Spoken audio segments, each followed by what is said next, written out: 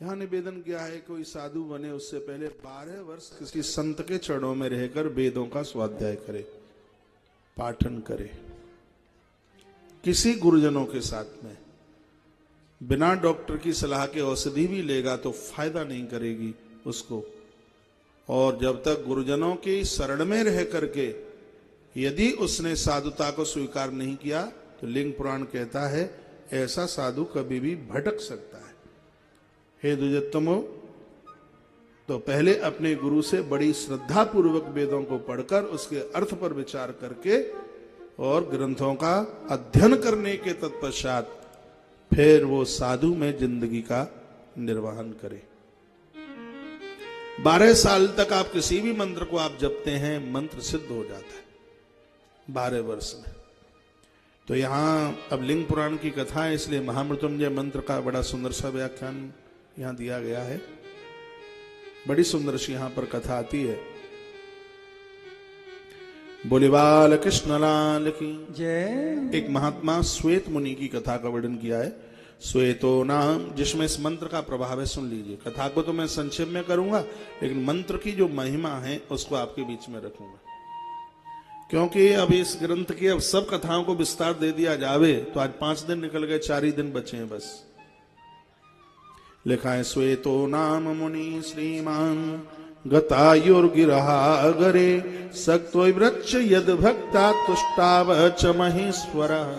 भगवान शंकर के महामृत्युंजय मंत्र का प्रभाव यदि किसी ने देखा हो तो ऐसी कोई कथा बताइए।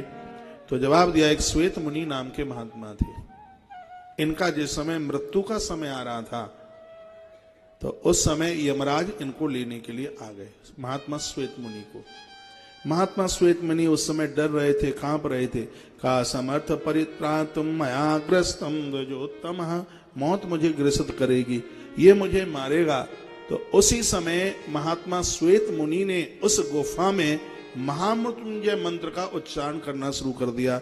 जोर जोर से चिल्लाए, हे रुद्र हे रुद्र हे रुद्र हे रुद्र, आप मेरी आकर के रक्षा कीजिए। महामृत्युंजय मंत्र का पूरा व्याख्यान है।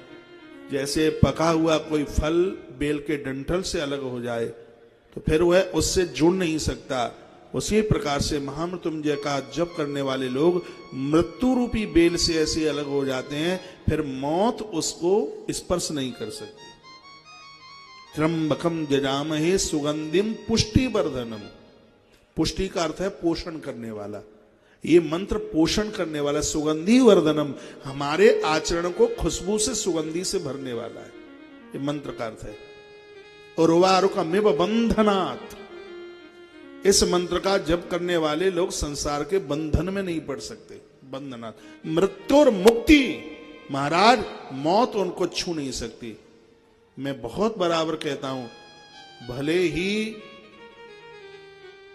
आयु कुंडली में कम नहीं हो, फिर भी हर परिवार की तरफ से वर्ष में, सावन में, संक्रांति पर, प्रदोष के समय पर हर घर में भगवान शंकर का अभिषेक और कुछ हजारों में, कम से कम कुछ हजारों में महामृत्युंजय मंत्र का अनुष्ठान ये होना ही चाहिए।